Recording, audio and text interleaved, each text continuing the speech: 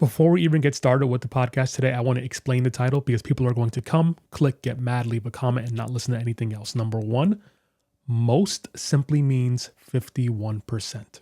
So if you have a favorite guitar teacher on YouTube who you follow and he's doing a great job or she's doing a great job, they probably don't suck. They're probably in the 49%, along with Jens Larson and Justin Guitar and Tom Quayle, so on and so forth. There are a ton of great teachers, but the vast majority do in fact suck. And we know this because every single day, there are hundreds of guitar lesson videos uploaded to YouTube every single day, and you don't even see most of them unless you're trying to pan through looking for one thing in particular, in which case you usually get a video by someone who's actually good. So statistically speaking, the simple fact is most guitarists on YouTube who are teaching suck at teaching. And if you found one that's good, that's because that person is actually good. They're in the 49%. They're so good that you actually found their content. This is, of course, part of my 3-part series on YouTube learning. You, of course, already learned in the first video, if you watched it, the first podcast, that even if a teacher is good, even if a guitarist has the right intention with teaching on YouTube, they're going to be limited to some degree by the platform. So we're not even going to discuss the fact that there are plenty of great teachers in person who can't translate to YouTube. We did that in the last podcast. Today, we're just talking about teaching and learning itself. And then, of course, in part 3, I'm going to give you some different ways you can actually learn on YouTube in a way I think is going to be efficient and helpful for you without buying anything if you can't afford it. I'm Andre Flood. This is the Guitar Craft and Other Stuff podcast, and let's get started with today's talk. For those of you who aren't teachers and you are instead learners, this is going to also help you understand how to learn better and what to look for in a great teacher of really, in my opinion, anything. Okay. I'm going to start by telling you a little bit about myself. I'll do it super fast. I know some of you who listen regularly, you know about me already, and you're tired of me saying the same things over and over. Keep in mind that most people who watch the channel, listen to the podcast, are new, and so they need to know who I am. So we'll go through this quickly. My name is Andre Flood. I've been playing guitar for 18 years at this point. I have an undergraduate degree in music education. I have 3 advanced degrees in ethnomusicology. So I have 2 master's degrees and a PhD in ethnomusicology. Ethnomusicology is the study of music and culture. And within the study of music and culture, I was very much focused on education and how people from different cultures acquire skills. And so this is a topic that I've been passionate about for a long time. And I believe my one gift in life is my ability to teach and to learn. I think they're one and the same oftentimes. And we're going to talk about that today and how this information can help you find a better teacher, be a better teacher, teach yourself, so on and so forth.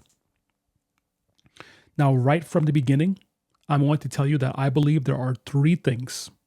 There are 3 ingredients that make a great teacher, and the best teachers have all 3 of these ingredients at a high level. All right. The first ingredient is the content, what they're actually teaching you. The second ingredient is inspiration.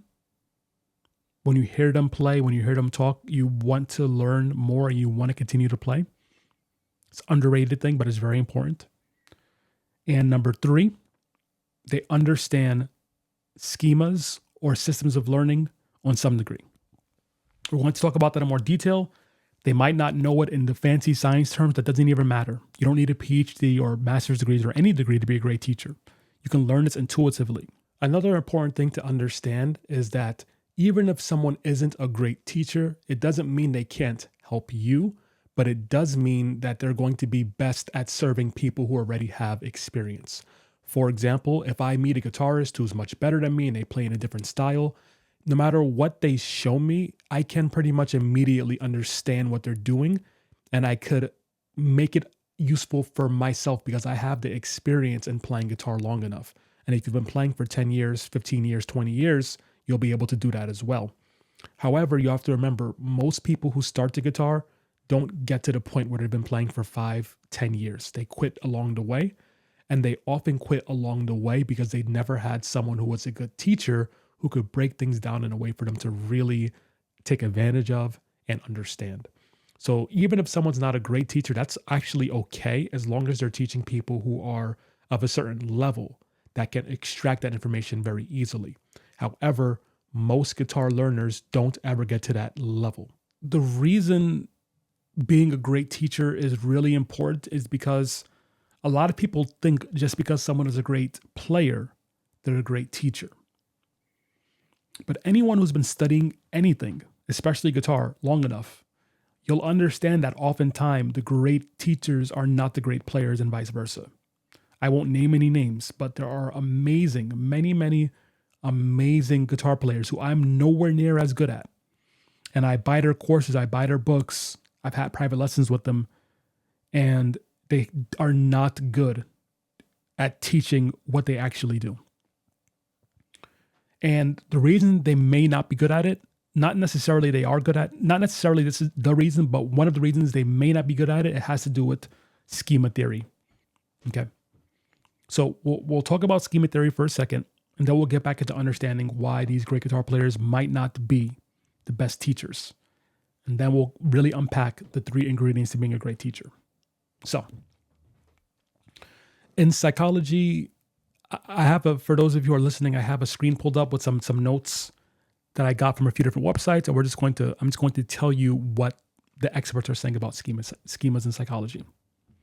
Here's our simple definition.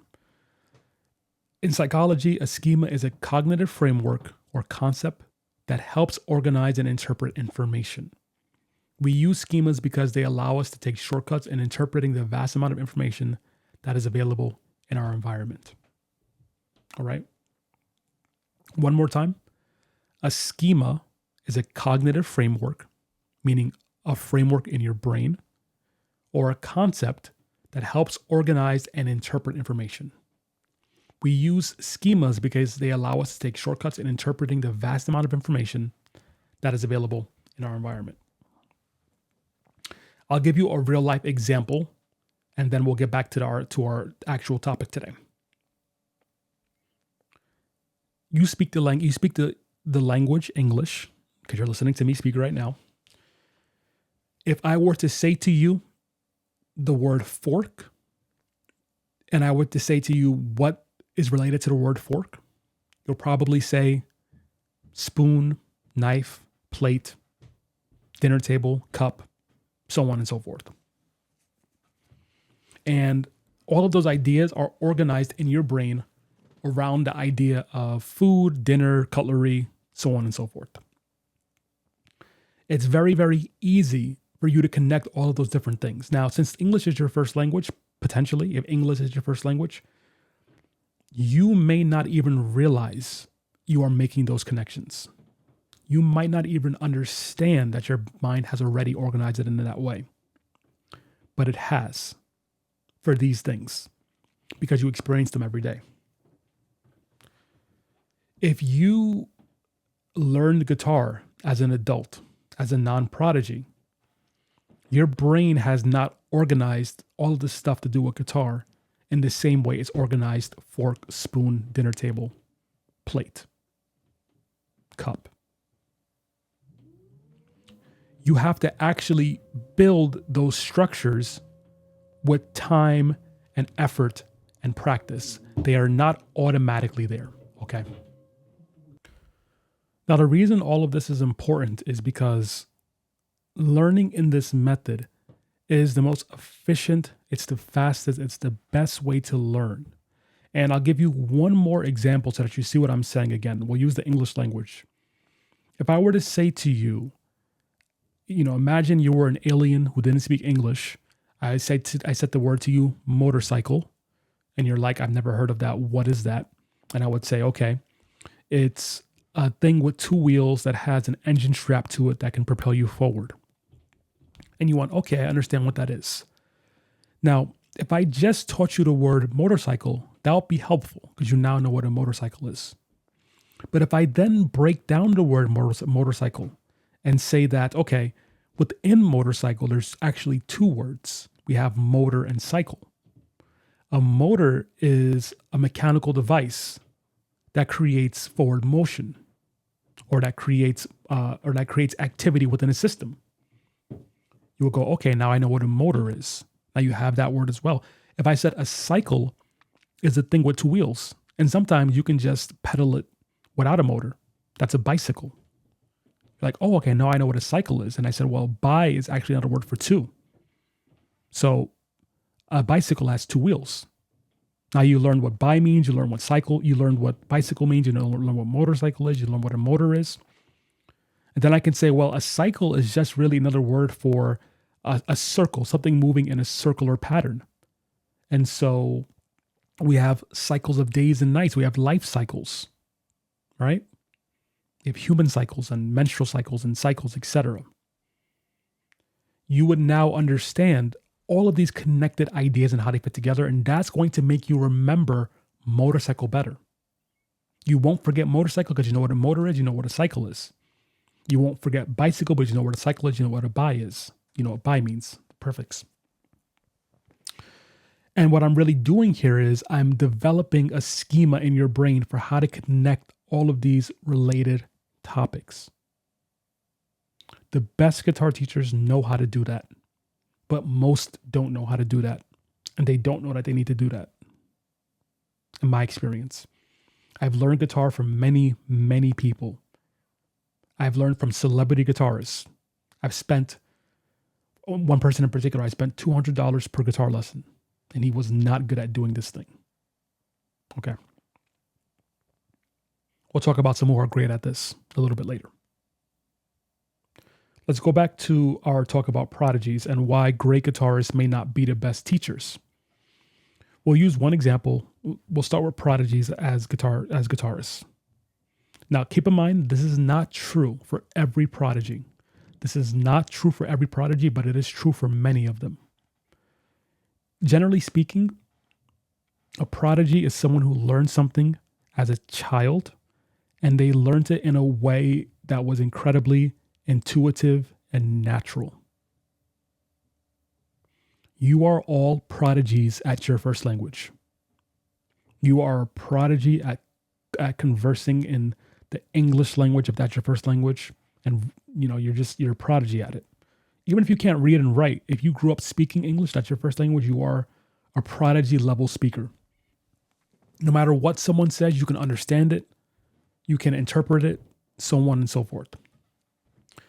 But if I were to ask you, how did you learn how to speak English?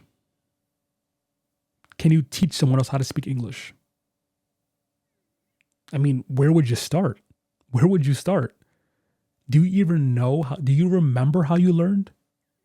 Do you remember the tools of the trade you learned? Do you remember the skills you developed in order to speak English? No, of course not. How could you?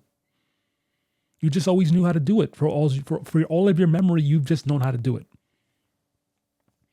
And for some of you who English isn't your first language, you'll understand exactly what I mean. For anyone who's learned a second language as an adult, you'll understand what I mean.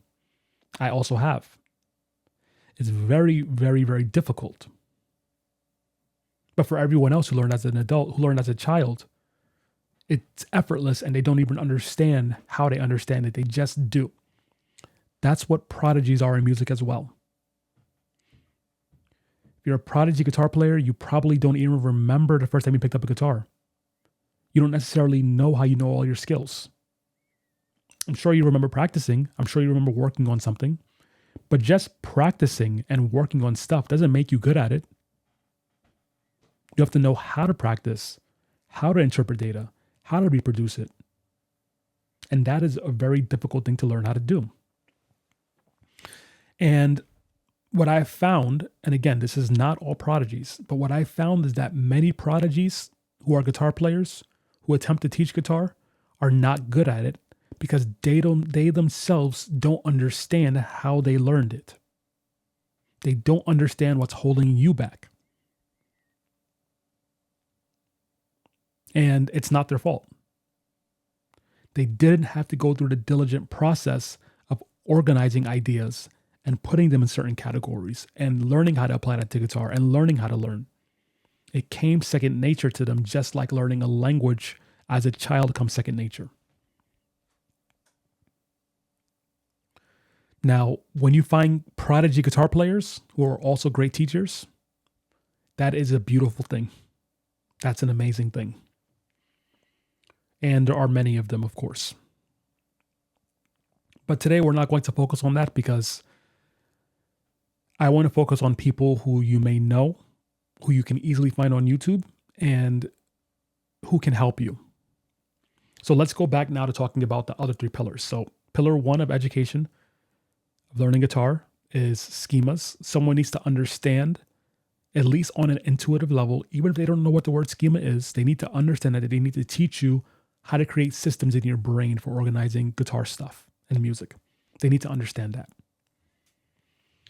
I'm very good at that with blues and with rhythm guitar playing and with simple lead lines and legato and chords, vocabulary in particular. I'm not great at that with necessarily like old school straight ahead jazz. That's not my thing. Or classical guitar playing. I'm not great at it with that. That's not my thing. But I think I'm pretty good at it when it comes to blues playing, chord vocabulary, music theory, all of that stuff. Another ingredient, and this ingredient is going to be very individualistic, is something called inspiration, of course. And this is what prodigy guitarists have a lot of. They know how to make you inspired because just them playing is either going to inspire you to want to play or it's going to inspire you to want to quit. But they know how to generate inspiration. They're naturally gifted at it. And it's why we gravitate towards them to learn and to listen to. But we can't underwrite the importance of inspiration, because without inspiration, all of the best learning methods, all of the best teaching ideas, all of the best schemas, without the ability to inspire students, none of that stuff matters because no one's going to want to do it. No one's going to care. And if no one wants to care, you can't be a great teacher. You can be a great theorist. You can be a great thinker. But if you can't inspire people, you cannot be a great teacher. Luckily for us, most guitarists are great people most guitar players are great at inspiring. They're very, very good at it. Every guitar teacher you watch on YouTube is most likely very good at inspiring you. But I've had many other teachers in other fields, like in psychology. I've had classes in philosophy. I studied Latin for a while. A lot of these teachers were not very good at inspiring students. The last pillar of this all is, of course, the content. They need to know how to teach you. Sorry, they need to know what to teach you. What to teach you. And, I've been talking all of this time, assuming we're talking about learning guitar online, because that's what the series is about. But if you're learning guitar in person, another big component of this is also problem solving. Your guitar teacher needs to be able to analyze what you're doing and how to correct it. But since we're talking about learning online, we're not going to talk about that today. So number one, they need to be able to create systems for you and understand that they need to do that particular thing as a task. Number two, they need to be able to inspire you. And number three, they need to know exactly what they should be teaching you. They need to know the actual content itself and how to convey it to you. Let's go through a couple guitar players. I'm not going to say any names for the ones that I don't think are great teachers, but I know several great guitar teachers, several great guitarists. They always have the inspiration. They also have the content, but they don't have the structure. They don't have the schemas. They don't have the systems. In fact, I would say most guitar teachers don't have the systems, the crucial thing, the systems of teaching you how to do it. And I'm really doing my best this time to think of every single thing, every single disclaimer, but there's no way I could mention every single situation in one podcast. But I'll just say this last thing. Where you are in your musical journey, and in addition to what style you're learning, that is going to also partly determine who the right teacher is for you. So there's not one teacher who's best for everyone. There's not one teaching style that's best for everyone. There's not even one teacher or teaching style that's best for you at every step along your journey. But I do think there are some important overarching principles that any teacher for any style should be doing to some degree. Let's just talk about right away some great examples of teachers. And then we'll get into some other pitfalls, but let's just jump into the examples. So example one is a YouTube channel called Stitch Method. He has 269,000 subscribers, and he teaches primarily like blues box bass playing, pentatonic scale stuff, especially how it relates to rock music like the Grateful Dead, jam band type music, and a little bit of music theory to go along with that as well. Fretboard knowledge based around a pentatonic scale. Now, here's the thing about this particular guy and why he is such an amazing teacher. Number one, he is not a prodigy player. He's not a monster player. He's not someone who's going to wow you with his amazing technical shredding. Okay. But in fact, the fact that he is not that person, the fact that he is just an average to like, very good guitar player, compared to the average, I should say, is what makes him such a great teacher, in my opinion. So he'll teach you a very simple thing with the pentatonic scale, but he'll immediately show you how it relates to improvising over a larger context and how you could connect it to other things. He's showing you the system. He's teaching you the system for making it all make sense when it comes to improvising in these genres. So it's not just here's the pentatonic scale, here's a lick.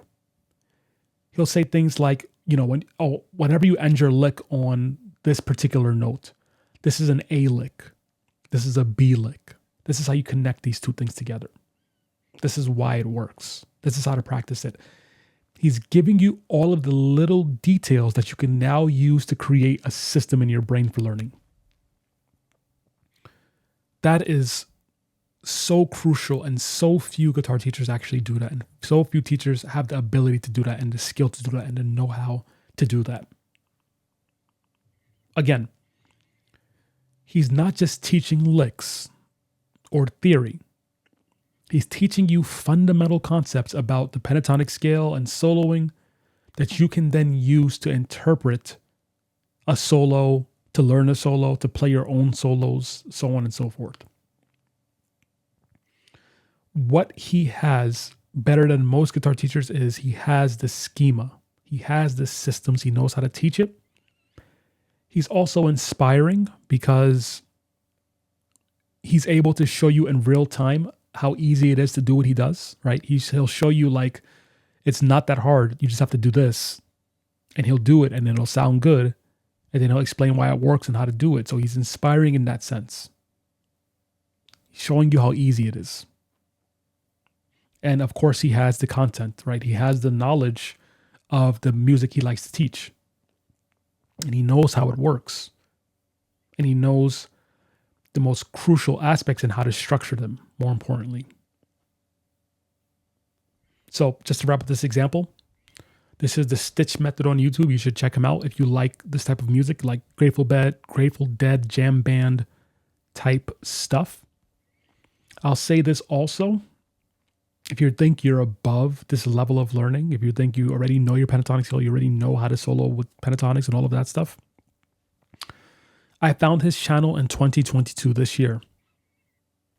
I have a PhD. I'm not bragging, but understand this. I have a PhD in music. I have 2 master's degrees in music. I have an undergraduate degree in music. I've been playing guitar for 18 years. I've taught hundreds of people in universities. He has never showed me anything on guitar that I don't already know, that I haven't known for over a decade.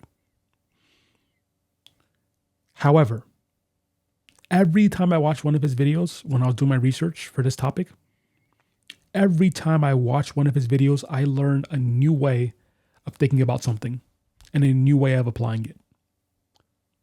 And if he can teach me something in every single video, I'm sure he can teach you something as well. I'm absolutely sure of it. So we're not talking about how great of a teacher I am. We're not talking about my courses on andreaflot.com/courses. We're not talking about my blues system or my jazz blues rhythm system or walking bass. We're not talking about any of that. We're talking about the Stitch Method. He has a lot of free content. He also has paid courses, but if you watch his videos, I think you'll really learn something if that's what you like to learn on guitar. We'll give just one more example today of a guitar teacher who does not suck, and that is, of course, Tom Quayle, who you may or may not know. Tom Quayle is, of course, most famous for his amazing legato playing. He plays legato like no one else on the planet. He's inspired an entire generation of people who want to play fluidly on guitar, including myself. But what we're focusing on today is not how great he is, although he is a monster player. He's an amazing. He's the guy on Instagram who you will stop to watch. Okay, period. But he's also an amazing guitar teacher when it comes to the things that he teaches. And here's the thing. It's very, very common for people to be of his skill level. People of his skill level are often the worst teachers. People as good as Tom Quayle are often the worst teachers. Because to get to being as good as Tom Quayle, you probably had some natural talent, or you played for a very long time, or a combination of the two. And I'll say this again. When you have a lot of natural talent, you almost always are not going to be a great teacher. Not always. There are people who are naturally gifted at guitar, who get very good, who are also great teachers. But Tom Quayle level of guitar playing usually only happens if you are a prodigy from a childhood. And he wasn't that person. He worked hard to develop his playing style. He, in fact, failed, in his own words, to become the guitar player he wanted to be. He wanted to be like a straight-ahead jazz guy. And in his own words, he couldn't do that, but he figured out he could do this thing, this legato thing that he can do. Right? And so, at least my understanding of his background and his biography is that he systematically thought about these goals that he had on guitar and he applied them to the guitar and learned how to do it. That's my understanding of his background. Again, I don't know him. I've never met him, so I can't say exactly. I'm just going off of podcasts, interviews, all of that stuff. And I'm going off the fact that I bought many of his courses. And in particular, his legato, I want to say it's called Modern Legato, parts 1 through 3 or something along those lines. I've bought pretty much every legato course book ever created. Period. Promise you that. $5, $50, $200. I've bought every single one. Tom Quayle, his system is by far the most organized, the clearest, the best to learn. And that's because he breaks things down into their component parts. He gives you the schema. He connects the different aspects of playing legato.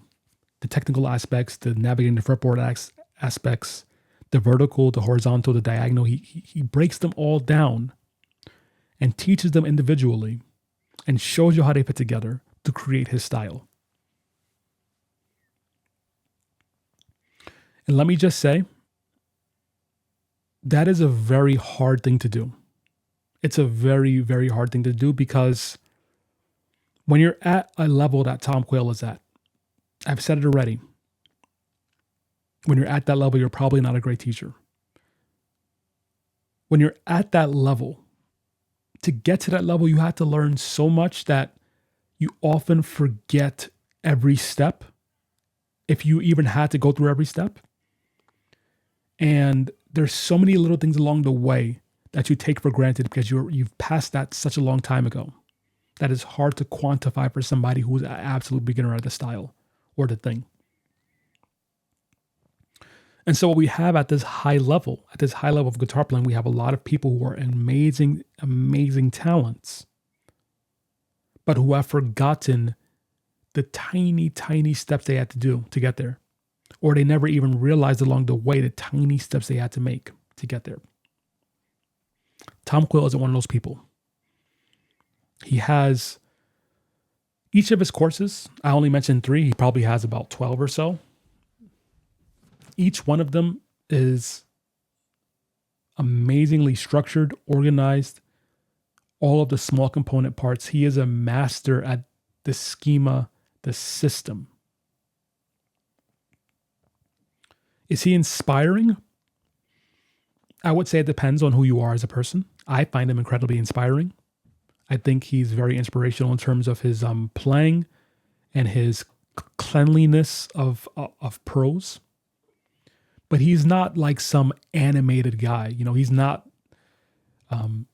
flailing about and speaking loudly, and he's not one of those guys, right?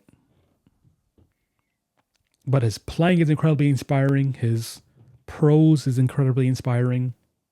And of course, he has the content. He knows what he's teaching very well. Those are 2 examples of guitar teachers who don't suck on YouTube. From both ends of the spectrum. From simple-ish blues-based jam band stuff to the most advanced improvising with legato all over the fretboard.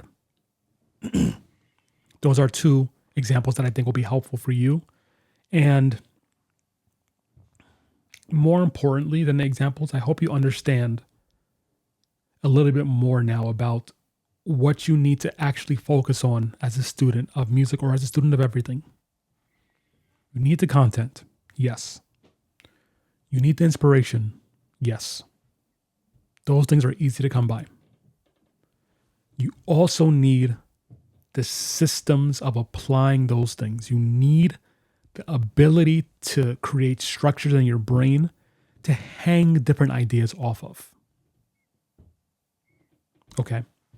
When you think about a triad, you need to immediately think about a 7th chord and a sus chord, and the fact that you can play a triad as individual notes as an arpeggio, and that these triads fit over this scale, and that these triads can be combined in this way to make this scale. You need to have all of that in a way in your brain that makes sense, and you need someone to help you organize that. Unfortunately, most guitar teachers can't do that for you. Tom Quill can. Stitch can. I believe I can. Most can't. And the reason that Tom Quill and Stitch have paid courses is because they must also realize that the best way to do it is not on the YouTube platform. So you can buy their courses to learn outside of YouTube, because they have recognized that in addition to needing the finances, needing the money, of course, but also YouTube is just not the best platform for it. So hope that's been helpful for you. If you have not yet, listen to part 1 of this talk, of course, and also listen to the following part 3, where we talk about how to actually learn on YouTube if you don't have, the money to buy courses or the money to buy a private teacher. When you wouldn't buy a teacher, you would pay for lessons. If you don't have the money for lessons, if you don't have the money for courses, part 3 is for you. I'm Andre Flood. I'll talk to you soon.